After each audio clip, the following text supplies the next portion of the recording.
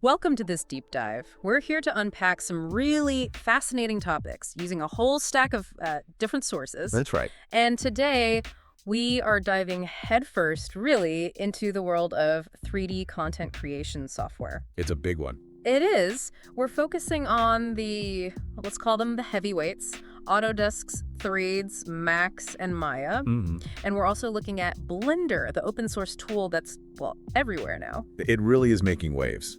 Our goal here isn't just, listing features. Yeah. We want to really get under the hood, understand the core differences. Exactly. And help you, the listener, figure out which of these tools might be the best fit for what you want to create. Yeah, and to help us do that, we've gathered quite a bit of material. We've got a comparison from Garage Farm, Tech Radar's look at the best software for 2025. Okay. Advice from Vagan on choosing between them. Some really interesting Reddit threads where users get quite candid about Threads Max. Ah, the user perspective. Always good. Absolutely. And discussions on workflows, what the game industry uses, plus PC Mag's review of Maya, Wego Studios comparing Maya and Blender. Lots to cover. Epidemic sound on Blender's pros and cons, expert insights on animation software. Yeah, a good mix. Okay, so the big question, the core question for today is, what really sets these leading 3D packages apart? Right. And maybe more importantly, how do their strengths line up with different needs? Game development, visual effects, architectural stuff, animation. Exactly. Where does each one shine? Right. Okay, let's start with the Autodesk powerhouses then. Threads, Max, and Maya. Okay. So Garage Farm puts them both right at the front, for game assets, movie characters, architectural renders, the big stuff. But, and this is key, they stress they aren't interchangeable. They cater to different needs, different skill sets, really. Okay, so let's break that down. Maya first. What makes Maya? What are its defining characteristics? Maya really comes into its own with movement and character work. It's huge in film and video games. A big reason is its character creation toolkit. It's very advanced. You've got tools like the time editor, the graph editor. And these let you do what, exactly? They give you incredibly fine-grained control over animation. Think subtle movements, realistic performances, that level of nuance. Which you absolutely need for high-end films and games. Precisely. Garage Farm also points to its simulation framework. Yeah. That's for complex stuff like cloth, fluids, dynamic effects. Oh, okay. And Tech Radar agrees, calling it a top choice for animation, praising its Hollywood-grade craft. Hollywood grade, okay. That definitely paints a picture for Maya. So what about Threads Max? Where does it fit in? What makes it stand out? Threads Max, well, its reputation is built more on precision, modeling, texturing.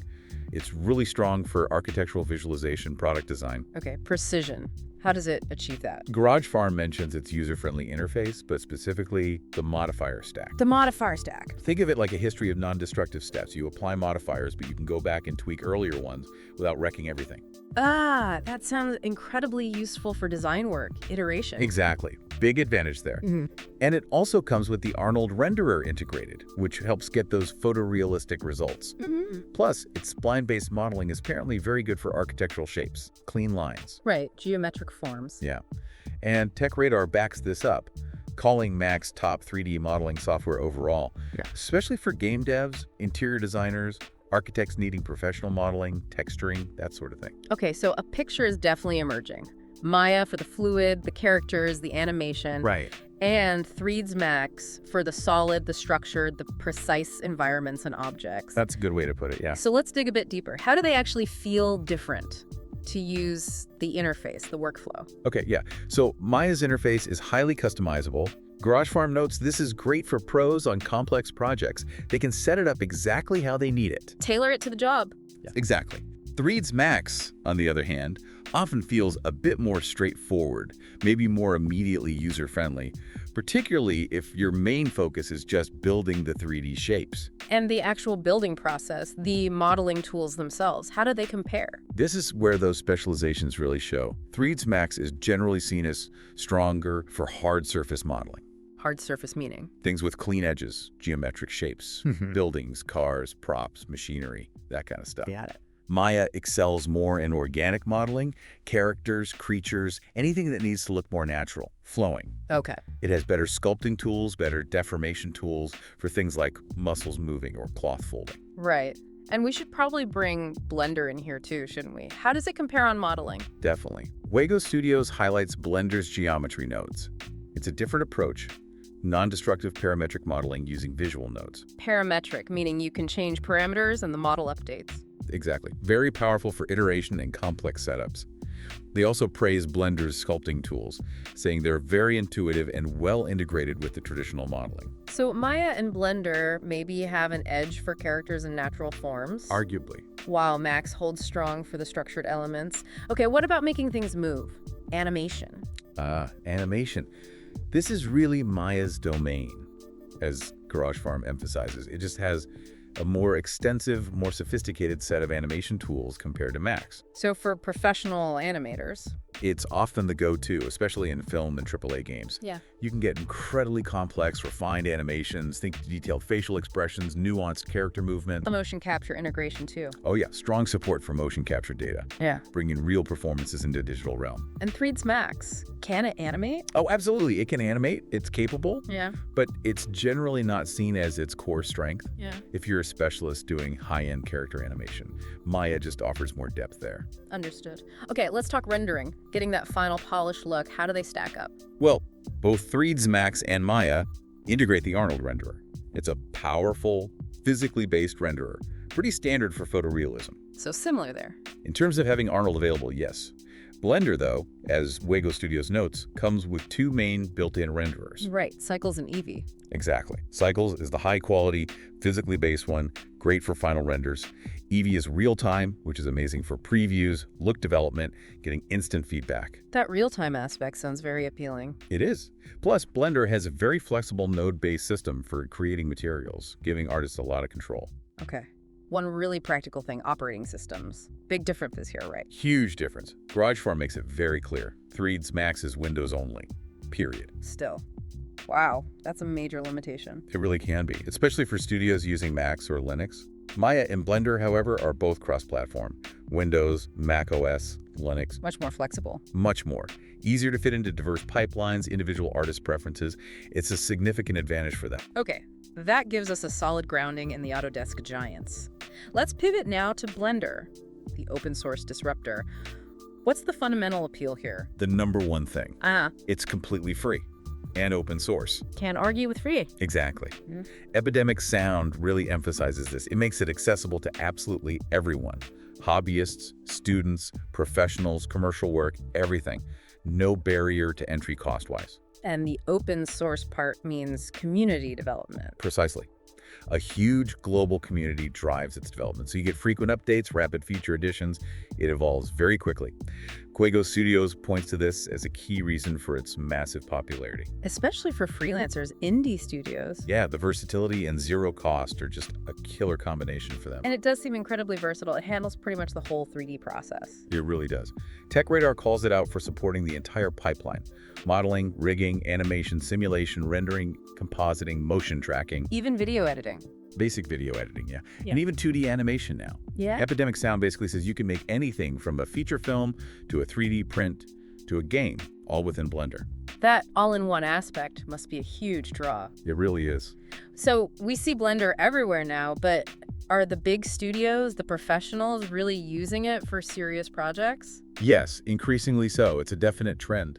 Epidemic Sounds is right that massive studios with decades of established pipelines, they don't switch overnight. Of course, inertia is real. But Wego Studios stresses the growth in professional adoption is significant. Even big names like Ubisoft are investing in Blender, integrating it. Interesting. We're seeing it pop up in TV ads, RGVs, and more in film game productions too. It's definitely gaining traction professionally. Okay, so based on the sources, what are the main pros and cons if you choose Blender? Well, the pros list is pretty strong. Epidemic Sound ticks them off. Zero cost, obviously. Huge range of capabilities. Tons of free learning resources online because of the community. Right, tutorials everywhere. Its procedural workflow options, the fast development cycle, all big pluses. And the downsides, potential drawbacks. Some things mentioned are, Mm-hmm. it's not always seen as the industry standard in every single sector, although like we said, that's changing. Mm-hmm. Some find the initial learning curve a bit steeper, maybe less intuitive at first compared to others. Okay. And being community-driven, sometimes bug fixes might depend on community priorities. Epidemic Sound also noted the video editor is pretty basic, and it can struggle a bit on older hardware. Right, makes sense. So knowing all this, where do these different tools tend to get used? What are the typical industry niches? Maya, as we discussed, is really strong for complex character animation, high-end VFX and movies, AAA games. Fuego and Garage Farm both point this out. The rigging, the dynamics, ideal for film, TV, ads. Okay. 3ds Max is a favorite for architectural visualization, interior design, product design. Also used a lot in game development, especially modeling and texturing assets. Its precision and CAD integration are key there. Right, especially linking with things like AutoCAD or Revit. Exactly. And Blender.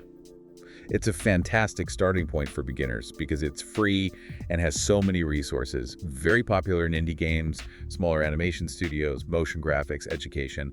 It offers that full pipeline very cost effectively. We also looked at some Reddit threads, didn't we, to get that ground level user feel, especially about 3ds Max. What came out of those? Yeah, those were interesting. Definitely mixed reactions to 3ds Max. Some users, often those coming from Blender, found the interface a bit clunky. Less intuitive for some common tasks. Okay, I could see that happening. But then others, especially people deep in architectural visualization, swore by it. They found it faster, more stable, especially with really heavy, complex scenes. Stable with complex scenes, that's a big plus. Yeah, and they really highlighted the plugin ecosystem. Lots of powerful, specialized plugins and scripts, some that have been around and refined for ages. So despite maybe a less modern feel for some, there are solid reasons pros stick with it. Absolutely. The Reddit users pointed to speed and stability with heavy scenes. That mature plugin library V-Ray was mentioned a lot as being particularly good on Macs. Okay.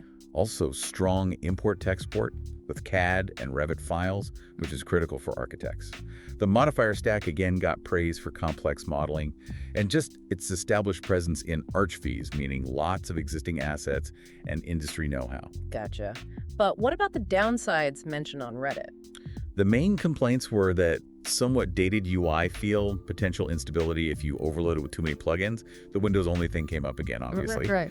And some who switched from Blender felt basic things like selecting objects or snapping felt less intuitive initially in Macs. And that whole idea of 3ds Max being the industry standard, how did Reddit view that? It seemed like the consensus was, it's complicated. Yes, it's perceived as standard, especially in arch views. But Maya is huge in animation and games.